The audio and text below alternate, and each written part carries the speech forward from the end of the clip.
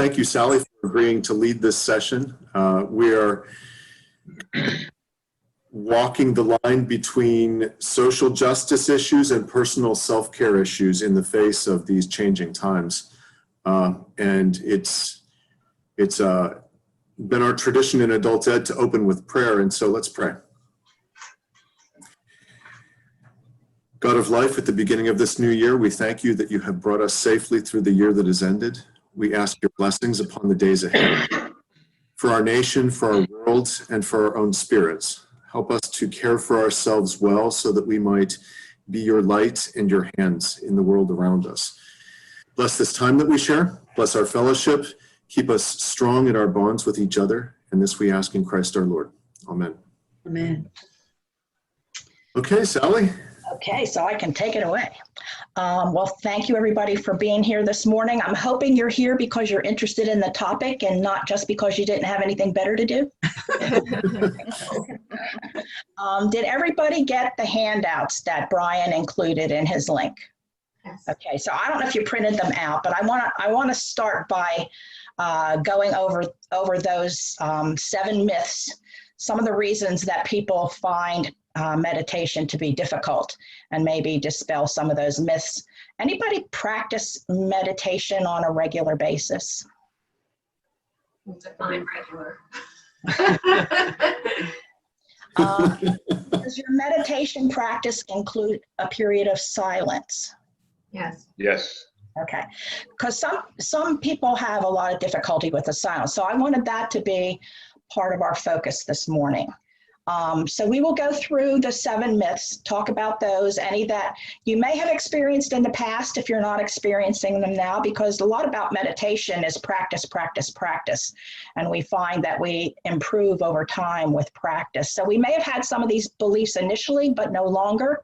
And for people who are afraid to try meditation, they don't know how to do it, or they've tried it and it didn't work, we'll talk about some of those things. I do have a brief guided meditation after the 7 myths. It's less than 12 minutes. And of the 12 minutes, there's 3 minutes of total silence that you will get to practice what the guide instructs you to do during the guided portion. And then we'll come back afterwards and discuss what that experience is like. If there's time, we can talk about some of the benefits in the second handout, but I would like to start with dispelling the myths. If everybody has their handouts, we can just use the handouts. Otherwise, I can put it up on the screen. If you have a smaller screen, it might be harder to read on the screen, but. I think you should put it on the screen so if people do watch this at a later time, Okay. they have it.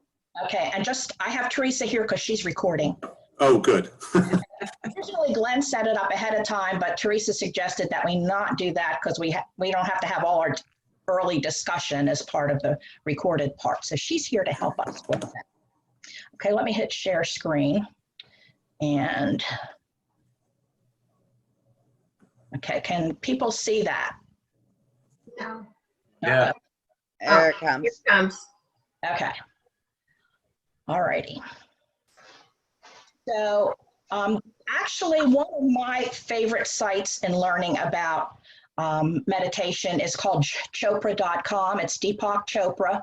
Some of you may be familiar with some of his books and his writings, but he has a lot of good information. These are 2 articles that I got off of his website, Chopra.com. And there are a lot more if you're interested in learning different aspects of meditation and so forth. So I'm going to skip the introductory paragraph. Let's talk about myth number 1, meditation is difficult. And I don't have your videos up right now. So if you want to share, go ahead and share at any point. I don't want to do all the talking. But it says this myth is rooted in the image of meditation as an esoteric practice reserved only for saints and spiritual adepts. In reality, when you receive instruction from an experienced, knowledgeable teacher, meditation is easy and fun to learn. This first paragraph is talking about they believe it's important to have an experienced, qualified teacher. I think there's a lot of information available on the internet both YouTube videos and different sites. Carl has shared some resources with us in the past that can help us understand how to begin with meditation. I think it is helpful to have people to share and discuss your experience with. So I don't know that it's necessary. I know I have taken a class on this website. They're not necessarily cheap, so not everybody can do that, but there's a lot of information. There's books and videos and so forth that you can access for free. So has anybody investigated any material on meditation before you started your meditation practice? How did you get started? I felt the need to help people learn how to do it, just the basics, and Right. came across Thomas Keating's Right. a web page. But His is called Contemplative yeah, Outreach, I believe. that's Yeah, right. excellent. And Thomas Keating has some free videos on YouTube that he walks you through some meditation practices. So you can look him up on YouTube. I've mostly tried through things I've learned through the church, various classes and things. Like I have a handout from one of Brian's, like the kinds of centering prayer and those things. And then you and Carl have done things. I haven't read any books just about meditation. Okay. And I'm in the middle of a book right now called Think Like a Monk. Okay. And it's actually written by someone who, from sort of a Hindu point of view. Okay. But the meditation part is kind of goes with everything I've learned through the Christian kind of meditation. Right. And that will This does not mean that I've mastered anything. I'll have plenty more to say when we get to number 2, but yeah. well, I just want to qualify that I am not an expert, but I am a practitioner. So I continue to practice. I continue to improve. And we'll get that. All this stuff is covered in some of the future myths. So let's go to number 2. And this is probably one of the most difficult ones for people to learn to deal with. You have to quiet your mind in order to have a successful meditation practice. And obviously that's not true. But sometimes that's the perception that people have why they don't start meditation, because they know they can't quiet their mind. That's actually an exercise in futility. So you can't stop the thoughts in your mind. I'm going to go to the second sentence. Meditation isn't about stopping our thoughts or trying to empty our mind. Both of these approaches create stress and more noisy internal chatter. We can't stop or control our thoughts, but we can decide how much attention to give them. And that's the key right there. Although we can't impose quiet on our mind, through meditation, we can find the quiet that already exists in the space between our thoughts, sometimes referred to as the gap. This space between the thoughts is pure consciousness, pure silence, and pure peace. And down below, it will also mention that it's a state of beingness. It's not a state of doing anything. It's just a state of pure beingness. Go ahead. I just want to say those 2 sentences at the end of the first paragraph that you just read. Right. Like, if I get nothing else out of this morning, because I feel like that's all I've ever really gotten to. It's nothing, finding a little bit of space between the thoughts. So that's very encouraging. It is encouraging. And actually, there was one time in Bookworms where I shared with the group a book that I had read by Wayne Dyer called Getting in the Gap. And it's about using a meditation practice. And I shared this, I think, once in an adult ed class with Carl, but you use the Our Father Yeah. and you pray it 2 words at a time.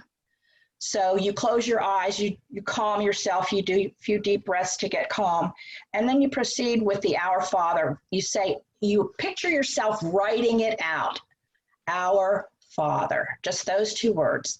And then in your mind's eye, you bring your mind back to the space between Our and Father. And when you get to that space, there's pure nothingness. And that's the gap that they're talking about.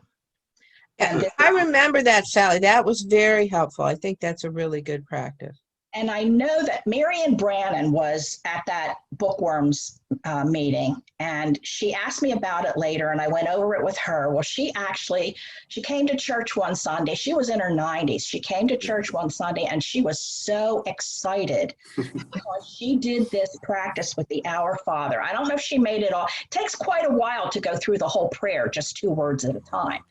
But she said she felt that she was able to sit in total silence for what she thought was 30 seconds.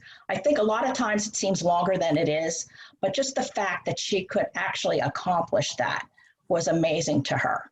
And so with practice, you can extend those periods in the gap. And it's not a contest. It's not about how long. It's just like being there as long as you can. And then, going back to focusing on your breath when a thought comes in. So Sally, what I'm always confused by is I'm not sure if I'm falling asleep and whether I'm in this zone of just almost on the verge of sleep, or if I'm in the gap. And so I always think, am I just tired and I was falling asleep, just being calm, or maybe that's where I'm supposed to be. I don't know. And well, here's the good thing about meditation. There's no right or wrong way to do it. I know for me that if I do it later at night, I'm gonna fall asleep when I meditate. And sometimes I will use a meditation to help me get to sleep. Or if I wake up in the middle of the night with insomnia, I'll use a meditation to help me get back to sleep. But if I really want to be awake and alert, I try to do it in the morning. But I understand what you're saying as far as being confused about where I am. But if that thought creeps in, am I sleeping or you notice the thought, you let the thought go, redirect your attention to either your breath or the mantra that you selected. And then you say that for a few seconds. And then when you can get still again, you'll notice you're back in the gap. So, and again, it takes practice, and eventually you'll begin to recognize the difference. I don't know if that answers your question, but it just takes practice to begin to recognize the difference. Anybody else have experience being in the gap that they could share? Okay. I'm going to read the second paragraph because it's really important. When we meditate, we use an object of attention, such as our breath, an image, or a mantra, which allows our mind to relax into this silent stream of awareness. When thoughts arise, as they inevitably will, we don't need to judge them or try to push them away. We observe them. We just notice they're there, and then gently return our attention to our object of attention, which is either our breath, an image that you're holding in your mind, or a mantra that you've chosen. In every meditation, there are moments, even if only microseconds, when the mind dips into the gap and experiences the refreshment of pure awareness. As you meditate on a regular basis, you will spend more and more time in this state of expanded awareness and silence. So I hope people find that helpful, because initially those moments in the gap are going to seem really brief. You're going to struggle to stay in that space of just total awareness before the next thought pops in. But with practice, we can expand those. Does that make sense? Sure. Mhm. Okay. I'm going to skip down to myth number 3 because I do want to leave time for the meditation. It takes years of dedicated practice to receive any benefits from meditation. And it says the benefits of meditation are both immediate and long-term. You can begin to experience benefits from the first time you sit down in the first few days of daily practice. And again, I think for me, I would be careful about expecting to experience certain benefits. Like, okay, I want to watch my blood pressure drop. I want to lose weight. And if those things don't happen, then we think our meditation isn't working. I think it's more important to understand that there are benefits and to be open, just not having a specific goal in mind, but to be open to whatever benefits may show up for you.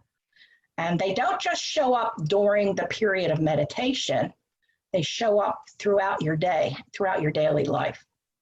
I would echo that, Sally. Like a couple years ago, it was during Lent. It's probably the most disciplined I was at practicing meditation. I really tried to do it every day during Lent. And I think at the beginning I was expecting some revelations from God and God would be speaking to me. And I didn't get that really at all. But what I did find was that, and not even during the meditation, but if I thought back to my days, I just had definitely more calm and more peace. And, you know, I think overall it did have an impact on my days. Absolutely. So I would echo that. Yeah, thank you for sharing that, because the very last myth talks about how, you know, the benefits don't only happen during the meditation period, that you carry that into your daily life. And that's really the goal, is that it has an impact on how we view and how we experience our daily life. So thanks for sharing that. And I'll share a little bit more on that when we get to number 7.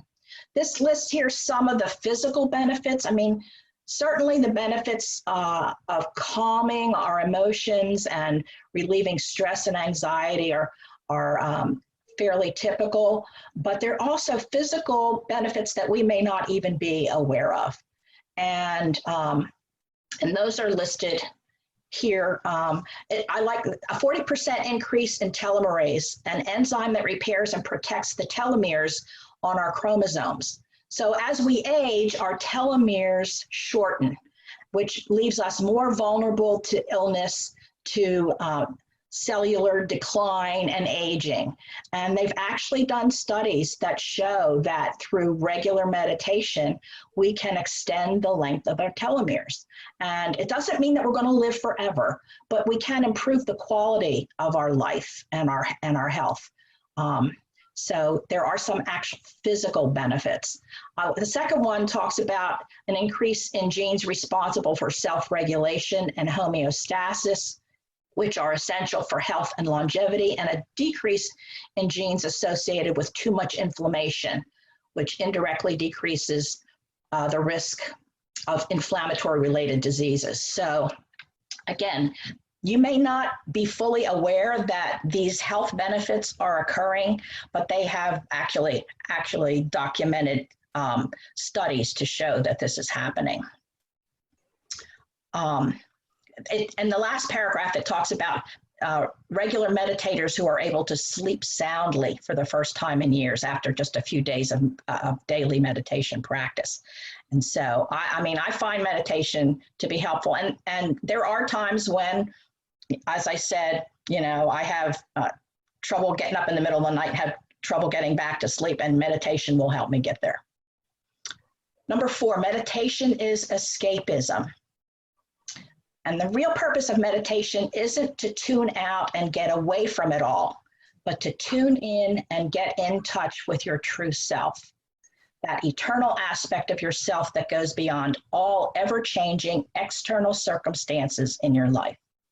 In meditation, you dive below the mind's churning surface, which tends to be filled with repetitive thoughts about the past and worries about the future. And you go below that into the still point of pure consciousness. And in this still point is where you meet your true beingness And I know for me, when I can achieve that state and I can stay there, I don't stay there for long periods of time, but I can stay there for several seconds, minutes. And I actually feel it's not a thought, it's an experience of feeling a oneness with my source, the source of my being, which I call God, and a oneness with all other created beings. And so there's this extreme feeling of oneness that I can achieve in that state, which then I carry over into my daily life. So it helps me to recognize, not just intellectually know that I'm connected to everything, but to have had that experience of being one with everyone and everything and divine source that helps me handle the challenges that life brings into my daily life. As you practice on a regular basis, you cleanse the windows of perception and your clarity expands. While some people do try to use meditation as a form of escape, as a way to bypass unresolved emotional issues, this approach runs counter to all of the wisdom teachings about meditation and mindfulness. And it's saying here, if you have any significant issues with upset or trauma, you may need some help in learning to bring those issues to the surface where you can deal with them. And they're recommending that you do that with a professional therapist, because a lot of times trauma can be overwhelming to try and deal with on your own. So if that kind of stuff comes up for you, you may want to get some help with that. But basically, meditation isn't about escaping anything. It's about allowing whatever comes up to come up, and then releasing it and going back to your mantra or your breath. Any questions on that before we move on? All right. Number 5, I don't have enough time to meditate. Now, this is one of the ones that we in our Western culture deal with, because we are pretty much a go, go, go, do, do, do culture. And so to actually have time to meditate, we don't find time to meditate, we make time to meditate. In other words, it becomes a priority that we set, and we set aside time, hopefully on a daily basis. Even if you're not doing it on a daily basis, try to have some routine schedule where you devote some time to it. I think the most benefit comes if you can do it on a daily basis. It says there are busy, productive executives who have not missed a meditation in 25 years. And if you make meditation a priority, you will do it. When I watched a video with Thomas Keating this week, and he's using the term centering prayer, contemplative prayer, and it's the same process that we're using here. But he said the most important thing is not whether you're doing it right, not whether you're, meeting certain expectations, it's that you do it. The important thing is that you do it, and you do it, and you do it. Sally, can you speak to how much time is, I remember Brian years ago when you taught a class on the whole topic, talked about 20 minutes. Yep. Do you have to do, I know the answer, but I can you think start with 10 minutes? I mean, 20 minutes seems like an eternity to me, I have to say. It really does. I would agree with you that when you're starting out, and if you're starting out with the goal of doing 20 minutes, you don't make it, you're going to get discouraged and quit. So I would start out with a shorter period of time and work but once you find the benefits and how good it makes you feel and how you carry that into you're going to want to do more and more, but you can work up to it. I wouldn't worry about, setting a timer and doing 20 minutes off the bat. That's just my suggestion. Brian, what are your thoughts on that? I just said 20 minutes because that's what the contemplative prayer pamphlet from the Thomas Keating Center suggested. It does. And Yeah. the video that I watched this week said the same thing. But I think for a lot of people starting out who don't have a lot of experience sitting in silence, that can be a little challenging. So Yeah, for sure. I think it's better to start at 5 minutes, work up to 10, and just be with the experience, let it be what it will be, and progress from there. So that was a really good question, Betsy.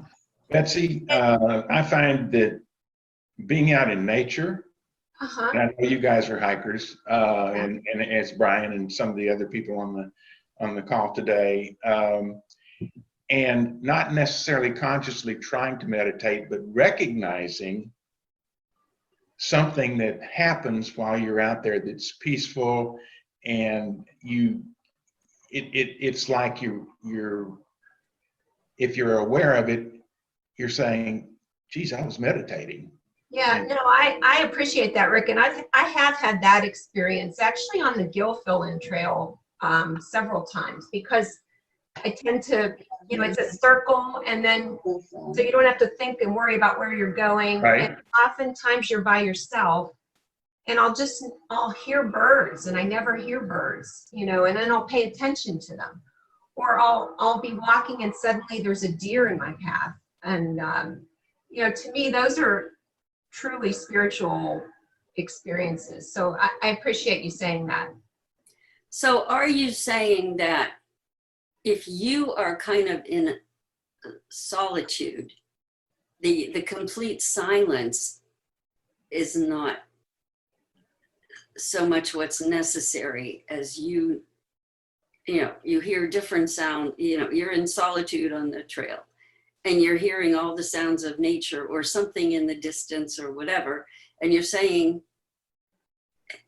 it's still going to be contemplative, even though it's not totally silent. Well, Deb, what it's about is about you connecting to the larger world. There's no distraction. There's no man-made kind of thing to interrupt that. And you realize, or at least I do, in those moments that you really are connected to nature, and that it's not something you have to do it. It's just a state of being. That's it. And That's the key. if you can realize that and carry that back with you, then that's as good as it gets for me in terms of meditation. The whole purpose of stillness and silence is to allow you to get in touch with that state of beingness, where you're not thinking anything, you're not doing anything, you are just being in that moment and allowing whatever that moment brings to be. And certainly, walking out in nature provides a lot of those benefits. And then, and again, for me, I just find a slight difference in the total stillness and the total silence, but it's all beneficial. And it's like, do whatever works for you. It's just so you're, including something in your daily practice. So. Can I say, I think that for some of us, the movement is helpful in paying attention. Somehow there's something about walking that helps my mind. But you want to be careful that you're not thinking.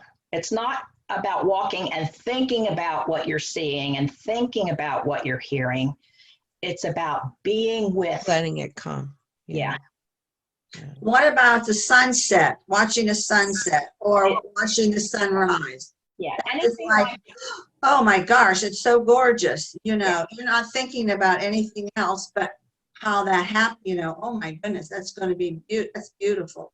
But even the thoughts of, oh, isn't that beautiful, is a thought. It's rather than just being with it and letting that beauty fill your being.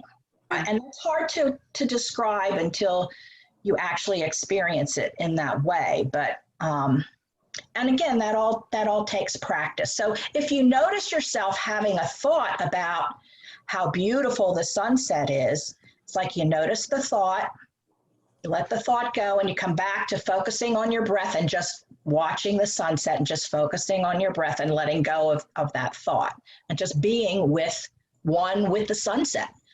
Does that make sense to people? It might be hard to achieve, but I think with practice, you get to understand the difference. Sure. Okay, let's finish this last one so then we can go to our guided meditation. So number 7 says, this is the one we talked about earlier that Betsy was commenting on. I'm supposed to have a transcendent experience in meditation. Some people are disappointed when they don't experience visions, see colors, levitate, hear a choir of angels, or glimpse enlightenment when they meditate. Although we can have a variety of wonderful experiences when we meditate, including feelings of bliss and oneness, they aren't the purpose of the practice. The real benefits of meditation are what happens in the hours of the day when we're going about our daily lives. When we emerge from our meditation session, we carry some of the stillness and silence of our practice with us, allowing us to be more creative, compassionate, centered, and loving to ourselves and everyone we encounter. So if we get in touch with that beingness of our true self, who we are as God created us to be, and we reach that awareness during meditation, then when things come up during the day that might trigger us to be frustrated or angry or anxious or whatever, we can take a deep breath and remember that stillness that's still within us and go there for a moment and then be able to respond consciously instead of reacting on autopilot to whatever situation is arising for us. Does that make sense? Okay, is that what you were talking about earlier, Betsy? Yes. Yeah. I'm going to skip this exercise on cultivating the silent witness because I want to go to, let's see if I can get back to, how do I get back to my screen? Okay, screen sharing stopped. Okay, before we go into the meditation, I'm going to ask everybody to put your mute button on. I'll put mine on when I'm done introducing this. This is also from the Chopra Center. It's less than 12 minutes. You'll hear a female voice guiding you on helping you get calm, helping you breathe slowly and naturally. And then she'll give you some instructions. And after about 9 minutes, or 8 minutes or so, she will say she's going to let us continue those instructions on our own in silence for 3 minutes. And then she'll bring us back. And she cautions us when she comes back, you don't immediately want to open your eyes. You want to take it slow and reorienting yourself to the room. And then I'll turn my screen share off and we can talk about our experience. Okay? So everybody has mute on but me. I'm going to put my mute on right now. As we begin, Can you hear that, Teresa? Settle into Yes. a comfortable seated position. Take a few deep breaths and allow your body to completely relax. Feel free to either keep your eyes open for now or let them softly close. And take a moment to acknowledge having created space for yourself today. Enjoy not hearing your phone go off, no alerts pinging, not having to answer any questions, not having to do anything at all. Just breathe.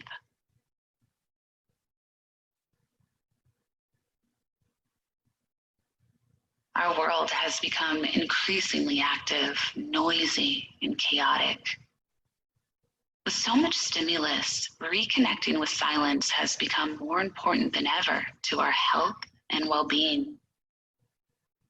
And while for many of us, silence consists of nothing more than the absence of sound, just as important is the inner silence that meditation can bring.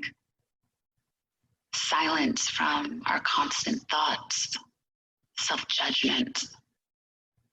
A silence in which we are able to see ourselves for who we really are. a state of being in which we simply rest in the peace of our own inner awareness. The silence we cultivate in meditation creates a pause, an interruption in our mind's habitual tendency to be perpetually active. This in turn allows the silence to expand. And if cultivated rather than avoided, this silence can grow in profound ways. Let's try it now. If you haven't already, let your eyes gently close. As you listen to my voice, ask yourself, who is listening? Is it your mind, your body, or perhaps something deeper? An indescribable awareness. This deeper awareness is the silent witness. It has been with you your whole life, the essential you that's remained ever present as you grew from a child to a teenager to an adult. It is your source of stillness, of silence. It is the calm and peaceful presence that lies beneath the chaotic activity of your mind and body. Breathe into this stillness, this silence.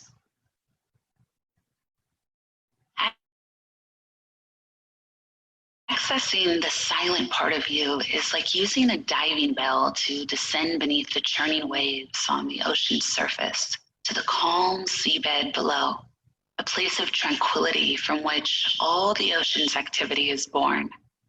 In this place, stress, worry, anxiety, fear, regret, anger, and conflict all cease to exist.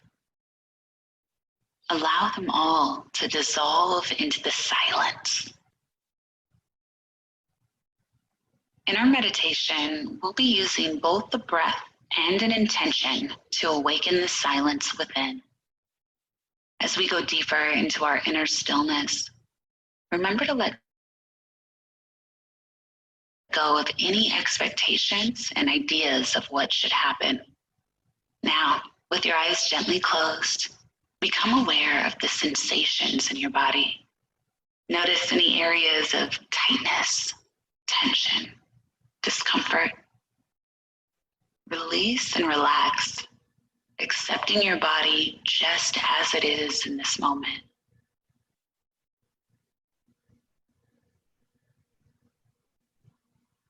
Bring your attention to your breathing. Observe the inflow and outflow of the air through your lungs. Inhale slowly and naturally, pausing briefly at the top of this inhalation. Exhale completely, slowly allowing your lungs to empty without force or effort. Continue this breath a few more times.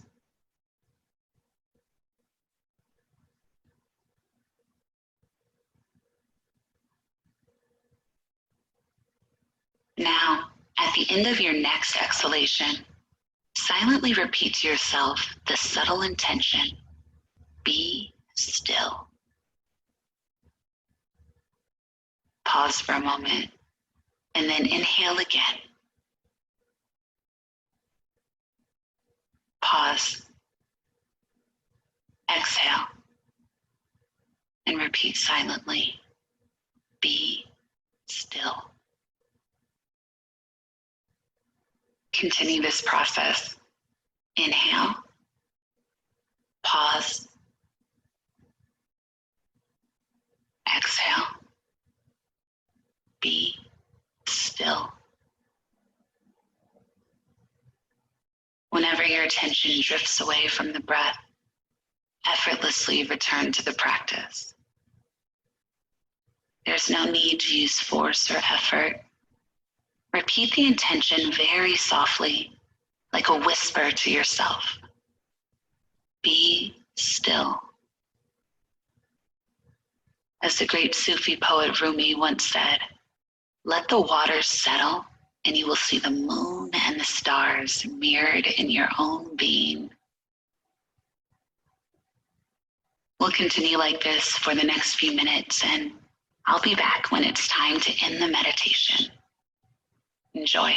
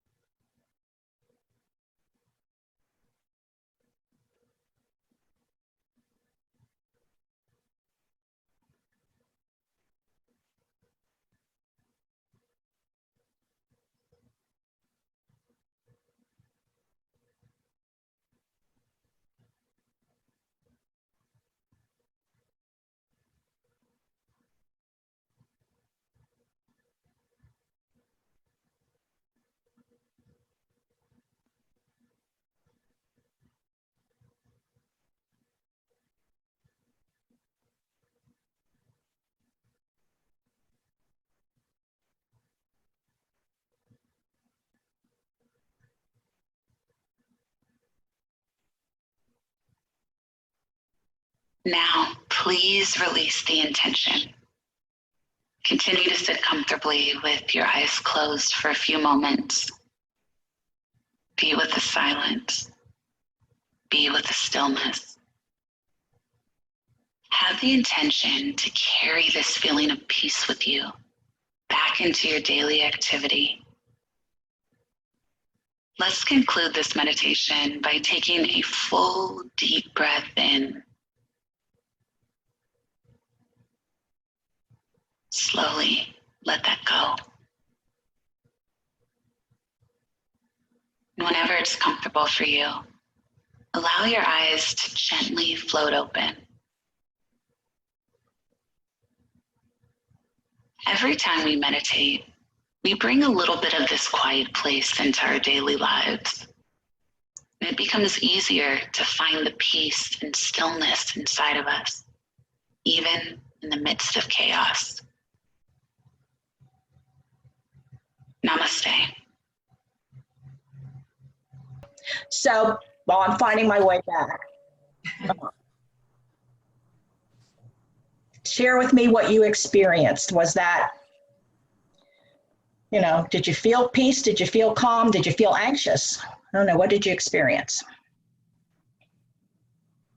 So I was doing okay, and then my bra started to bother me. And I thought, maybe this is why monks wear flowing robes. Because all I could think about was how my bra was bothering me. Gee, that's not what I expected out of you.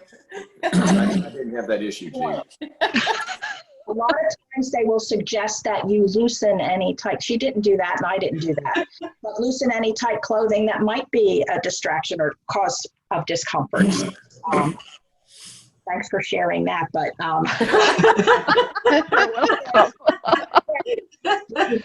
stuck in that train of thought, or were you able to bring yourself back? Oh, I pretty much got stuck in that train of thought.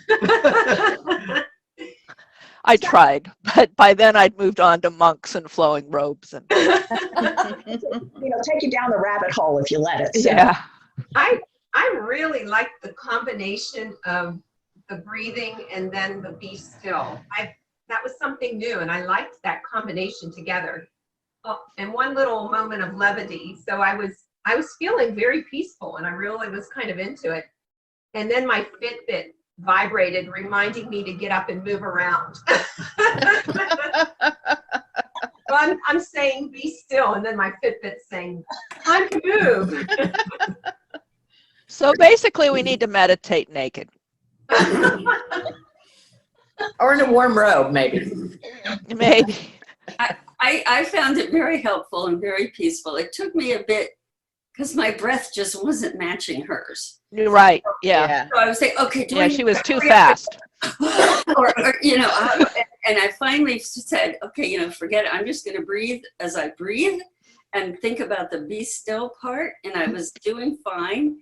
And she started saying about, now we're going to do, and I was, oh, hush. Just leave me alone. But it really, and it went so much faster than I thought when you said like 12 minutes. It felt like 3 or 4. Okay. Yeah, that's a really important point that you bring up. Whenever you're listening to a guided meditation and people are saying, inhale now and exhale, you have to go at your own pace. If you're trying to if you can match theirs comfortably, fine. But if that's not comfortable for you and you're straining to do that, that's going to inhibit the benefits that you want to get. So always go at your own pace. I really like that be still though. That really brings you back very easily, and that worked well for me anyways. Okay. I kept adding and no. I had to add that one more thing. Oh. Hey, whatever works, You're right. But did anybody experience any moments, however brief, of complete stillness and complete silence? Okay, Alan. Okay. When did you experience that? Actually, it was when she was talking. I found that I was able to even just ignore her talking. And actually, when she stopped talking, it kind of jolted me out of it when it became silent. But yeah, there were times when she was talking where I was kind of oblivious to pretty much everything and just kind of, very peaceful. Dorinda, Tim, did you have your hands up? When did you experience? I agree with Alan. Her voice was so inviting and soothing that I was drawn into that. And then when she stopped talking, I was very aware of other sounds in the house, but trying to let those go. Okay. And recenter were just very brief moments, but yeah, really a wonderful thing. Debbie, Steve, you had your hands up. When did you experience? When I think I found it. Okay. On the be still times. Okay. Mine was early when, as soon as we got into the silence. Okay. But then I found my mind wandering and I spent more time trying to center back and put those. I forget who it was. Was it St. Teresa or somebody said, I found 1,000 thoughts coming in, and St. Teresa said, well, that's just 1,000 times to return to the stillness. Right. So it's just 1,000 opportunities. Right. To the so don't judge that as being hard or being wrong. It's just like you notice it and then you come back. However many times you have to do that. During that quiet time, I kind of, like when she said come back, I had sort of been like empty. And then it was like, no, go away. Yeah. Well, that's one of the hazards of a guided meditation. When you do it on your own, you can come back. Although a lot of people will set a timer if they're doing it on their own so that they don't go beyond a time that they've allotted. But yeah, you don't have that distraction. But so what you find is that you are experiencing that stillness, that calm, and it feels good to be in that space. And almost to the point where you don't want it to end. So you could probably go a little longer than maybe you initially thought you could. So, you know, that's where the importance of daily practice comes in. So I hope you will, you know, take advantage of what we're learning here today. And, you know, and even if you don't, I would encourage you to do it every day. If you don't get to it every day, don't beat yourself up. Still do it when you can, and it's best to set a time aside. Brian, you want to add anything? You're a regular meditator, so Brian, Rick, my regular meditators. No, I think this has been a very much more thorough, I think, even than the literature I've seen from Thomas Keating. The guided meditation was very helpful, and thank you. Good job, Sally. Thank you. Yeah. I will share that. I found this Chopra.com website, and I have actually, every once in a while, he offers a 21-day free meditation program where if you sign up for it, they will send an email to you once a day. There's actually a bonus 22nd day, but they'll send you a link once a day, and you click on the link, and they have a meditation that it's usually based on a theme, and they will, it's done, a lot of times it's done with Oprah and Deepak, and Oprah will introduce Deepak. Deepak will introduce the meditation, tell you what it's about. He uses Sanskrit mantras, but he gives you an English interpretation of what the Sanskrit mantra means. And then he goes into about a 10-minute silent meditation, doing the same thing where it has a little bit of light music in the background. You can turn that down but then you won't hear him come back. But so you can put that on really low, and then you're in the silence and you're watching your breath, and you're repeating. Every time a thought comes in, you repeat the mantra. And I've subscribed to a couple of those. It's available for purchase afterward, but it's free for 22 days. You don't have to buy it. And I don't know that they're going on all the time, but they go on frequently. And if you sign up for one, they'll let you know when the next free one's coming. So again, that's another resource, but a little bit longer silence period than the one we did today.